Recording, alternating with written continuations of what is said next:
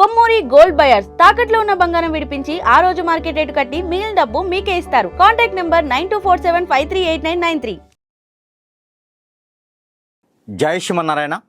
నేను మీ icon astrologer Gattupalli Suresh Babu. ఇది మనకి 2026 సంవత్సరం 2026 సంవత్సరంలో మే మాసం అంటే సగపడ వచ్చేసాం. మే మాసం దాకా ఉన్నాం. మే మాసంలో ద్వాదశ రాశుల వారికి ఎలా ఉండబోతుంది, ఏ సమస్యలు ఉండడం ద్వారా ఎలాంటి పరిహారం చేసుకోవడం ద్వారా వారు మంచి స్థాయికి పొజిషన్కి వారు అనుకున్నటువంటి స్థితిగతులకి వెళ్ళేలాగా ఉంటుంది.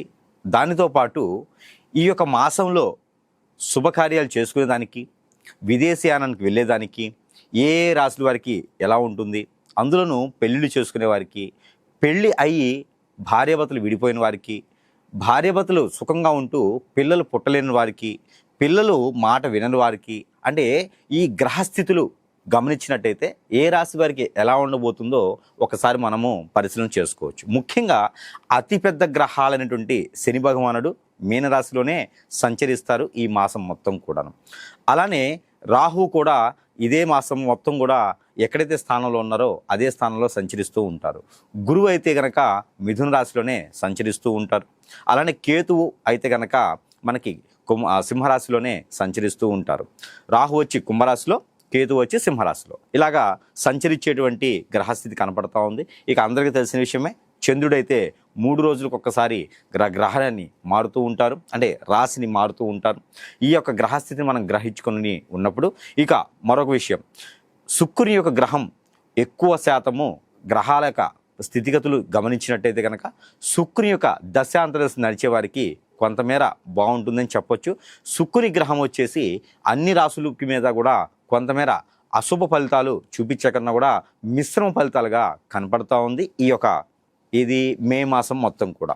ఇక మనం గ్రహస్థితి స్థితిగతులు అలానే ఈ యొక్క దశ అంతర్దశలు ఏ రాశిలోకి ఎలా ఉండబోతుందో ఒక్కసారి మనం పరిశీలనలో తీసుకున్నట్టయితే కనుక మనకి ద్వాదశ రాశుల్లో ఒకటి కర్కాటక రాశి. ఈ కర్కాటక రాశి వారికి మే మాసం మొత్తం కూడా వీరికి కొంతమేర మిశ్రమ ఫలితాలు అని చెప్పొచ్చు. ఎలా అంటే వీరికి గ్రహాలన్నీ కూడా మంచిగానే ఉన్నాయి. ఎట్లా అంటే 12వ స్థానంలో వచ్చి గురువు, అలానే అక్కడ చూసినట్టయితే కనుక 9వ స్థానంలో వచ్చేసి శని భగవానుడితో శుక్రుడు ఉండడం, అలానే ఇటు 2వ స్థానంలో చూసినప్పుడు కేతువు. ఈ యొక్క గ్రహస్థితులన్నీ కూడా మే మాసంలో వీరికి కొంతమేర కలిసి వస్తుంది అని చెప్పొచ్చు. ఎక్కడైనా పూర్వీకుల ఆస్తులు కానీ మీరు ఎక్కడైనా డబ్బు ఇచ్చి ఉన్నారనుకోండి, అవి కూడా మీకు తిరిగి వచ్చేలాగా కనపడుతూ ఉన్నాయి. అంటే అప్పు ఇచ్చి ఉంటే అప్పు తిరిగి వచ్చేలా ఉన్నాయి. మళ్ళీ ఇవ్వకండి ఎవరికైనా. అప్పు మీ చేతితో ఇచ్చారంటే మళ్ళీ రావు. కాబట్టి మీకు ఏదో అదృష్టం బాగుండి గ్రహాలన్నీ సానుకూలంగా ఉన్నాయి కాబట్టి అప్పు వచ్చే ఆలోచన ఉంటుంది. కాబట్టి ప్రయత్నం చేయండి.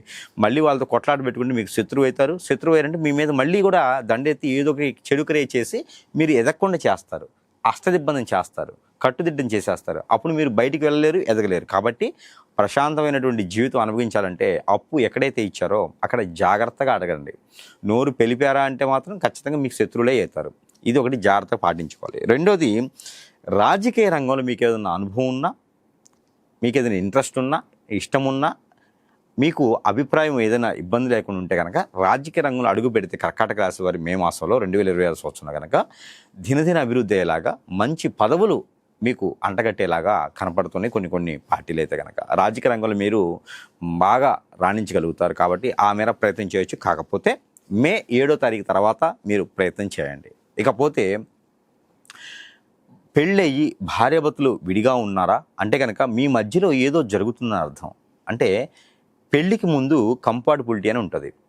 36 అవుట్ ఆఫ్ 36 రానవసరం లేదు. అవుట్ ఆఫ్ 12 వచ్చినా కూడా మైత్రి అనేది మీకు కలిసి ఉంటే, నక్షత్ర మైత్రి, లగ్న మైత్రి, అలానే ముహూర్త మైత్రి, ఇలాగా యోని మైత్రి, ఇలాగా మనకి నవాంశాలు కూడా మీకు కలిసి ఉండి అన్ని రకాలుగా ఎంతోమంది వచ్చి దీవెన చేస్తే పెళ్లి చేసుకుంటారు. ఈ పెళ్ళైన తర్వాత మీరిద్దరు విడిపోయారంటే అక్కడ అర్థం ఏంటి? కేవలము మీ మధ్యన జాతక ప్రకారంగానో ముహూర్తం బాలేదనో కాదు, ఎవరో ఏదో పుల్లలు వేశారని అర్థం. మీ భార్య బయటికి వెళ్ళిపోయినదంటే ఏదో కావాలని ఏదో జరుగుతుందని అర్థం. మీ భర్త మీ మాట వినట్లేదు అంటే ఏదో చేపిస్తున్నారని అర్థం. ఇది ప్రతి ఒక్కరు కూడా జాతకంలో లేనటువంటి విషయాలు ఇవన్నీ. జాతక పరిశీలనలో అన్యోన్యంగా 7 తరాల పాటు ఉండేటువంటి భార్యాభర్త రాముల వారు సీతమ్మ వారు అలాగా ఉంటుంది. జాతక ప్రకారంగా చూసినప్పుడు అలా ఉండి మరి జాతక ప్రకారంగా మీరుండరే అంటే మానవ గ్రహం మనకేదో చేపిస్తున్నారు అని అర్థం. కాబట్టి ప్రతి ఒక్కరు గ్రహించుకోవాల్సిందంటే మనకి ఏదైనా సమస్య వచ్చింది అన్నప్పుడు ఆ సమస్యకు తగ్గట్టుగా జాతకం చూపించడం కాదు, మన ఫొటోస్ కూడా చూపించాలి, మనము వారిని సందర్శించాలి గురువు గారిని. అప్పుడు మనకి ఏ క్రియ జరిగింది, ఎందుకు చేశారు, ఆ క్రియకి ప్రత్యామ్నాయంగా పరిహారం ఉన్నదా, ఆ క్రియని మనం తీసేయొచ్చా అనేది గ్రహించుకోవచ్చు.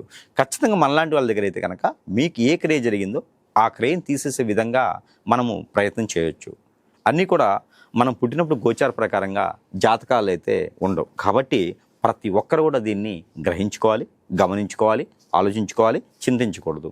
ఇకపోతే మీకు group 1, group 2, group 3, group 4 exams రాసి గవర్నమెంట్ జాబ్ కోసం వెయిట్ చేస్తున్నారా అంటే ఇంకా కూడా కొంచెం ఎదురు చూడండి.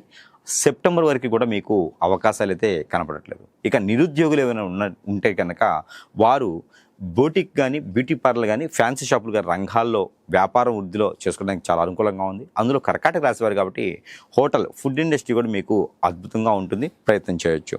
ఇంకా కూడా మీకు అన్ని రకాల రంగాల్లో ముందుకు వెళ్ళాలన్నా, అనుకున్న పని సాధించాలన్నా, ఎవరైనా సరే మీకు దూరమైన వాళ్ళు దగ్గర అవ్వాలన్నా కూడా మీకు మరొక విషయం గుర్తుపెట్టుకోవాలి. లవ్ మ్యారేజ్ కానీ, లవ్ కానీ అయితే మీకు ఎప్పుడు కూడా ముందుకు వెళ్ళదు, సక్సెస్ అవ్వదు. కాబట్టి వాటి జోలు వెళ్ళకండి, ఎవరిని అనకండి, అనిపించుకోకండి. పూర్వీకుల ఆస్తులు అయితే వీలునామాలు కానీ, పూర్వీకుల ఆస్తులు కానీ మీకు వచ్చేలా కనపడుతున్నాయి, ప్రయత్నం చేయండి. అదనపు కట్టడం కోసం భార్యనో భర్తనో ఏదించకండి, ఇబ్బంది పెట్టకండి. మొండిగా మూర్ఖంగా ఉండకండి. ప్రశాంతమైన జీవితం అనుభవించాలి అంటే ఎండలో తిరగకుండా ప్రశాంతంగా ఉండాలి. ఈ యొక్క కర్కాటక రాశి వారికి ఇంకా చిన్నపాటి పరిహారాలు ఉంటాయి. ఇవి చేసుకున్నట్టయితే కనుక గుడ్డిలో మెల్లగా కొంతమేర అయితే మీకు అదృష్టం ఉంటుంది. కాబట్టి ఆ మేర ప్రయత్నం చేయొచ్చు. మరొక విషయం, ఈ యొక్క కర్కాటక రాశి వారికి అతి ముఖ్యంగా ఈ యొక్క మే మాసంలో అయితే కనుక బంధుమిత్రులు మిమ్మల్ని కలిసేందుకు వస్తున్నారు. ఏదైనా శుభకార్యం కోసము మిమ్మల్ని అడిగటం, సలహాలు తీసుకోవడం లాంటివి కూడా జరుగుతూ ఉంటాయి. ఇది కూడా ఒకసారి గమనించుకుంటూ ఉండాలి. మీ యొక్క లోతుపాతులు కానీ, వీక్నెస్లు కానీ ఎవరికి కూడా చెప్పే పరిస్థితుల్లో ఉండకూడదు. అలానే ఈ రాశి వారికి ఏదైతే ఈ పరిహారం ఉంటుందో ఈ పరిహారం ద్వారా ఉపయోగాలు ఏమిటంటే కనుక మీకు పెళ్ళి అవ్వకపోతే పెళ్ళి అయ్యేదానికి, పెళ్ళి అయ్యి భార్యాభర్తలు దూరమై ఉంటే కనుక వారు దగ్గరయ్యేదానికి, పిల్లలు పుట్టకపోతే కనుక పిల్లలు పుట్టేదానికి అవకాశాలు ఎక్కువ. పెళ్ళి అయిన వారికి ప్రయత్నం చేస్తే పిల్లలు పుట్టేదానికి అవకాశం ఉండేలాగా పనిచేస్తుంది ఈ యొక్క రెమెడీ. ఏంటంటే కనుక మీకు ఎక్కడైనా ఆలయాల సమీప దూరంలో కనుక రావి చెట్టు, వేప చెట్టు కలిసి ఉన్నాయనుకోండి, వాటికి కళ్యాణం చేయించండి. లేకుంటే కనుక వాటికి దగ్గర గురువారం రోజున సాయం సంధి వేళలో దీపారాధన చేయండి. అలాగే 2 ఒత్తులు వేసి 2 దీపారాధన చేసుకోండి. ఇలా మట్టి ప్రమిదిలో చేయాలి. కోకోనట్ ఆయిల్తో చేస్తే శ్రేష్టం. ఇలా చేస్తే కనుక మీకు అనుకున్నటువంటి పనులు ముందుకు వెళ్ళేలాగైతే కనపడుతుంది. అలానే ఎక్కడైనా నాగపడిగలు ఉన్నట్టయితే కనుక వాటికి పంచామృత అభిషేకం చేస్తే చాలా మంచిది. అలానే మీకు వెండి, రాగి ఈ 2 కలగలిపినటువంటిది లేదా విడివిడిగా అయినా సరే నాగపడిగల రూపం తయారు చేయించుకోండి. ఆ రూపం తయారు చేయించుకొని మీరు ఇంటి దగ్గర నుంచి అయినా ఎక్కడి నుంచి వెళ్ళేటప్పుడు బయట అంటే గర్భగుడిలోకి వెళ్ళలేక ముందు, గాలిగోపురం దాటక ముందు మనం రోడ్డు మీద నుంచే తల మీద పెట్టుకొని వెళ్ళండి. మీకున్నటువంటి కాలసర్పదోషం, నాగదోషం, కుజదోషం అన్నీ వెళ్ళిపోవాలి అని అనుకొని కోరుకుంటూ మీరు బయట నుంచే అది తల మీద పెట్టుకొని వెళ్ళేసి గుడి ప్రదక్షిణ 11 సార్లు చేసేసి మీకున్నటువంటి దోషాలన్నీ పోవాలని మీ తల చుట్టూతో 7 టైమ్స్ దిష్టి తీసేసి అవి అక్కడ ఉండిలో వేసేసేయండి. ఎక్కడైనా వినాయక స్వామి టెంపుల్ అయినా వేయచ్చు, శివాలయంలోనే వేయచ్చు. అక్కడ గుడి ఆచార పద్ధతి ప్రకారంగా అక్కడ ప్రాంతీయ ఆచార ప్రకారం ఉండేటువంటి ఆలయాల్లో అడిగి వేయండి. లేదు అంటే కనుక ఒక ఎర్రని వస్త్రంలో ముడుపు కట్టండి. ఆ 2 కూడా ప్రతిమలతో పాటు ఒక జాజికాయ కట్టండి. దానితో పాటు ఒక గుమ్మడికాయ, అంటే మనకి బూదుడు గుమ్మడికాయ అంటారు, ఆ బూదుడు గుమ్మడికాయ, కొబ్బరికాయ ఇవన్నీ కూడా ముడుపు కట్టుకొని అక్కడ అమ్మవారి ఆలయంలో కనుక కట్టినట్టయితే మీకున్నటువంటి కాలసర్పదోషం, నాగదోషం, కుజదోషాలు లాంటివి కూడా వెళ్ళిపోతాయి. అలానే పితృదోషాలు ఎవరికైనా ఉండి బాధిస్తూ ఆర్థికపరమైన ఇబ్బందులు ఉన్నాయి, ఏ పని చేసినా ముందుకు వెళ్ళట్లేదన్నటువంటి ఇబ్బంది ఉండేటువంటి రాశి వారు ఎవరైతే ఉన్నారో వారు ఏం చేయాలంటే కనుక జొన్నలు 1 కిలో, గోధుమలు 1 కిలో, ఉలవలు 1 కిలో, కలవంచ 1 పావు కిలో తీసుకొని అవన్నీ కూడా ఎక్కడైనా నది, వాగు, ఏరు, సెలయేరు, బ్రహ్మగుండాల దగ్గర ఉంటే కనుక అక్కడికి వెళ్ళి స్నానం ఆచరిస్తూ ఇవన్నీ కూడా మీ పెద్దల పేర్లు, మీ తెలిసిన వాళ్ళ పేర్లు, మీకు ఏదైతే కర్మలు, క్రియలు, కర్రలు ఉన్నాయో అవన్నీ కూడా మీకు పనులు అవ్వాలి, మీకు ఏ పని చేసినా ముందుకెట్లు ఇవన్నీ కూడా నమస్కారం చేసుకుంటూ ఆ నీటిలో ఇవన్నీ కూడా వదిలివేసి ఒడ్డు మీదకి వచ్చిన తర్వాత ఆంజనేయ స్వామి ఆలయంలో ఆకు పూజ చేయించుకోవాలి. అలానే గారెల దండు వేయొచ్చు ఆంజనేయ స్వామికి. పచ్చపెసలు గుడాలు వండేసి రాములవారి ఆలయంలో వేయవచ్చు. అటుకులు, బెల్లము, అలానే అటుకులు, బెల్లము, దాంతోపాటు పాలు, ఈ ఒక నైవేద్యాన్ని విష్ణాలయంలో ఎక్కడైనా సరే ఇస్కాన్ ఆలయంలో సమర్పించినట్టయితే కనుక మీకు అష్టైశ్వర్య ప్రాప్తి కలిగేదైతే కనపడుతుంది. ఈ యొక్క చిన్న చిన్న పరిహారాలు చేసుకొని ఈ రాశివారు అదృష్టవంతులు అయ్యేదానికి ఆస్కారం ఎక్కువ కనిపిస్తూ ఉంది. ఈ యొక్క మే మాసం మొత్తం కూడా అదృష్టవంతానికి అవకాశం ఉంది కాబట్టి చిన్న చిన్న పరిహారాలు చేసుకొని అదృష్టవంతులు అవ్వచ్చు.